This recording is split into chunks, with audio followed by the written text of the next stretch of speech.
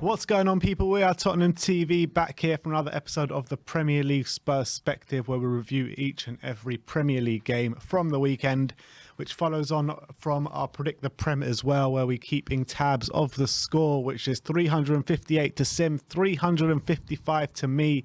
The way the scoring works, it's 5 points for a correct scoreline, 3 points for a correct result and both teams to score, 1 point for a correct result, and the star man as well, which is 2 points for a goal, 1 point for an assist.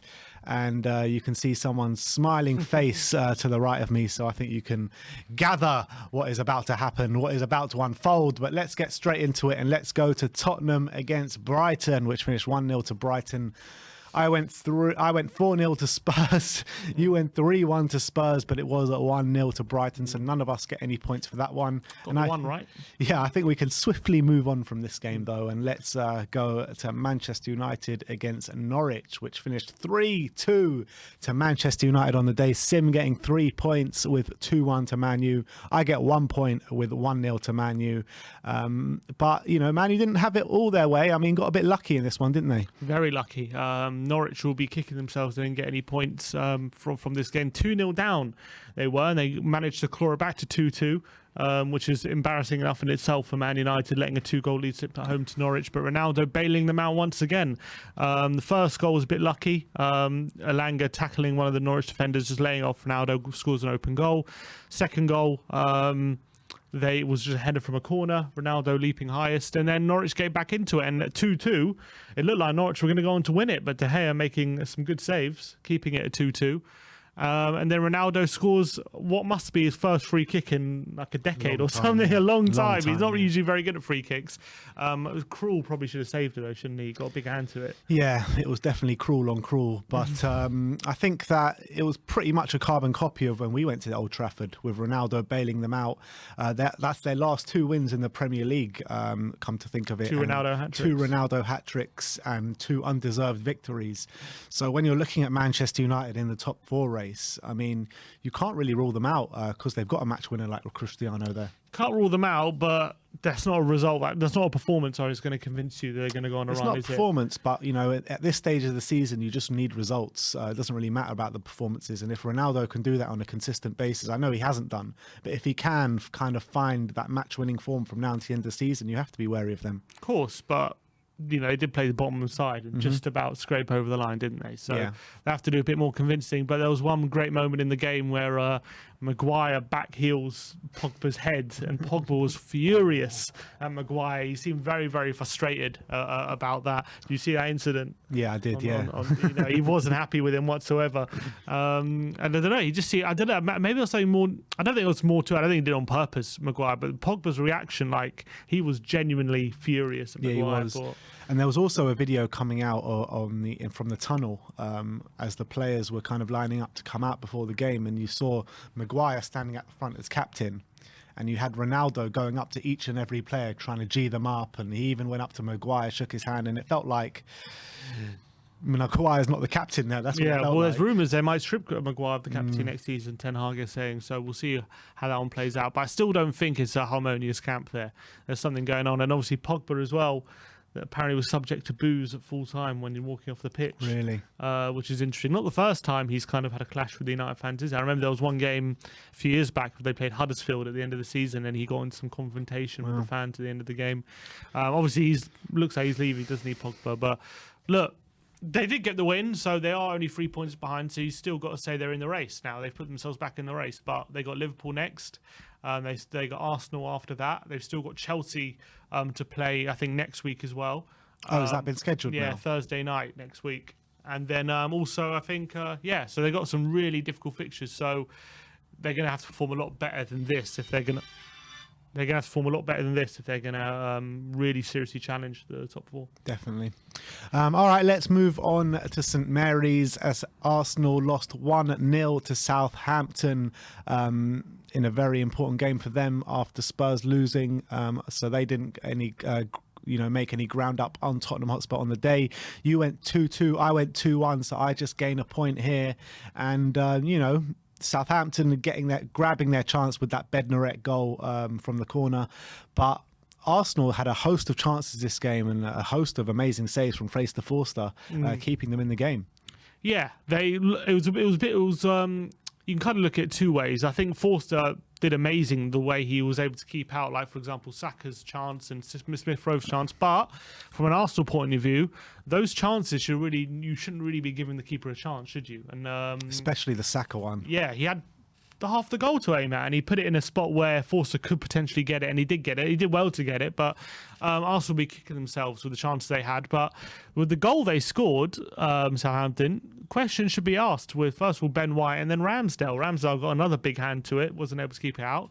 And I think it follows on Ramsdale now. Are we seeing maybe his true level? Because obviously he had a flying start to the season, didn't he? But I think past few games, he started a few kind of, I wouldn't say massive errors, but a few things are starting to creep into his game where he doesn't seem the keeper he was maybe at the beginning of the season. No, I completely agree. I think that he's had an unbelievable season, Ramsdale. You got to say that. But I would say that a lot of the good saves he has made this season, I think he's made it look a lot harder than they actually are. Very theatrical he is in goal. But look, that doesn't take away from the fact that he has had a strong season, Ramsdale, because he has. But yeah, you're right. In the last 3 or 4 weeks, I think it even goes back that far, Ramsdale's starting to show a bit of frailties in his game, and long may it continue. Yeah, and obviously they missed a massive opportunity, didn't they, Arsenal? After we lost, they obviously looking at that and thinking, okay, we've got an opportunity to gain some points back, but they've made it 3 losses on the trot, Arsenal. Very damaging defeat for them, and now they travel to Chelsea midweek. Yeah. Let's move on to Watford against Brentford, which finished 2-1 to Brentford on the day. You went 2-1, so you get 5 points there. A bit lucky to get 5 points, no doubt, in this one. I went 2-0 to Brentford, so I just get 1 point here. But first of all, with the Watford goal, that should never have counted. That was offside completely. And second of all, Brentford's getting that goal in the last kick of the game pretty much with the Christian Eriksen with great delivery. And obviously that ends up in the back of the net. But it did end up 2-1 at the end of the day. Yeah, and Watford now, three defeats on the bounce. It's looking like the game's running out. 6 games to go. They're 6 points behind Everton, having played 2 games more. So it's very difficult for them now at this point. They need to start getting points. Brentford at home, as well as Brentford have been playing, they have to look at that as a game that they can take at least a point from. And again, with another loss is very damaging for them. But Eriksen with another assist and another win for Brentford. Eriksen starting. They're on a roll. 5-5 now. I think they're 6-6 even. They are on fire ever since he's come into the team. So another very good win for them. But very difficult for Watford. In terms of the offside, I think it's what fans wanted when people say because they now judge it when the 2 lines are touching, whereas before they would have said it's offside. But now, if the 2 lines are touching, they're going to give the benefit to attacker. And I've never seen a call as kind of obvious as that one. That's given goal. Yeah. But apparently the 2 lines were touching. I'm seeing, what's it called? I'm seeing people on social media and stuff like that saying this is the worst call this season. If the 2 lines are touching, that's what the fans wanted. Yeah, crazy. So it's a goal. The first goal in a while for Dennis as well. I feel he's gone off the ball a bit. But yeah, Watford is badly struggling, and I can't see them staying up. Agreed. Let's move on to the Sunday games. Newcastle against Leicester, 2-1 to Newcastle. Another 5-pointer for Sim as Newcastle got that last-minute winner from Bruno Guimaraes. I went 2-2, so I don't get any points here. But what is it about Simeon and last-minute 5-pointers? This season it's been a regular occurrence. Come on. It was a bit, look, pretty much the last kick of the game as well. Again, Newcastle continuing their good form after they had a bit of a blip, 3 losses in the row. Now they've now won their last 2, and apparently since January, I think it was like January 20th or something, they're 3rd in the table, which is pretty impressive for Eddie Howe. They're well clear of relegation now, we all know that. And Bruno Guimaraes starting to really settle in now in Newcastle, getting a couple of goals. First goal, though, Kasper Schmeichel will definitely be looking at himself and thinking he should have done better with that one. Definitely. Not gaining control of the ball. That just went through his legs, really sloppily as well. It was ridiculous, to be honest. Fumbling a bit. But look, another good win for Newcastle. And obviously, I think Leicester playing in midweek, maybe catching up with them a bit. Definitely. And we move over to West Ham against Burnley. First game without Sean Dyche for Burnley, and they went to London Stadium and took a point in a 1-1 draw. Sim went 0-0, so you gained a point there. I went 1-0 to Burnley, so I get 0 there. But do you reckon Burnley will be a bit upset with themselves not holding on to the win here? Yes and no. I think Burnley will be upset they were 1-0 up for so long, and then they conceded 15 minutes to go with a from a set piece. Will probably be that'll be the big thing, because I don't usually concede goals from set pieces. Obviously Weghorst scoring his first goal for a while, but West Ham, they had a host of chances. Nick Pope had a brilliant game, and if it wasn't for him, it would have been a win for West Ham, to be honest. Yeah, I mean, after West Ham took the lead, I mean, they had a number of gilt-edged chances that they really should have put away. Should have ended up 2-1 West Ham at the end of it, but Burnley just about got away with the draw here, and kind of puts themselves still in a bid for safety. Who Burnley? Yeah, it was an important point. They needed to get something out of the game. They're now 3 points behind Everton, having played a game more, so they're definitely still in it. They'll feel that way as well. They probably put in a bit of a better performance. Also, you got to remember they missed a penalty at 1-0.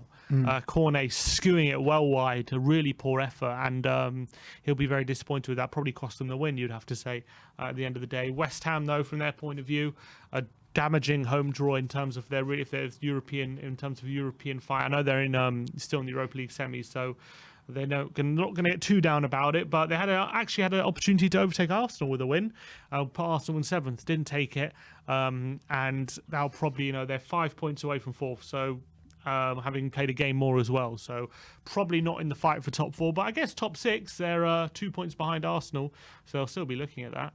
Yeah, definitely. But in terms of the relegation race again, I mean, Burnley go to at home to Southampton this weekend, and Everton at home to Leicester in midweek. I mean, so some big games there. Could be isn't all there? changed depending on what happens. I mean, Everton's are up first on the Wednesday night, and if Leicester can get a result there, that really puts the onus on Burnley to go out there and get a result on Thursday night. It was strange seeing Ben in the dugout though. Yeah. It was like, what is going on here? He should be playing, but anyway.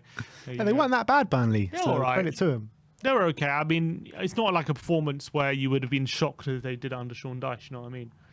So, I mean, look, they did okay. A draw away West Ham is not a bad result for them, let's be honest. Exactly. And the star man was Harry Kane, so neither of us got anything there, as Spurs scored 0 goals at home to Brighton, which is crazy. But anyway, this week finishes with Simeon having a landslide victory, 372 to 358. And this has also been a constant theme this season, where you've gone and taken a massive lead, and I've gone into like 1 or 2 points of you, and then you just extend that lead once again. But games are running out now. They are. Games are thick and fast. But look, we've got another Predict the Prem midweek, so watch out for that. Some points to be gained. Exactly. So that is our Premier League perspective for this week. Predict the Prem for Tuesday, Wednesday and Thursday games coming up next. So keep an eye out for that. Like, subscribe and comment. And as always, come on you Spurs.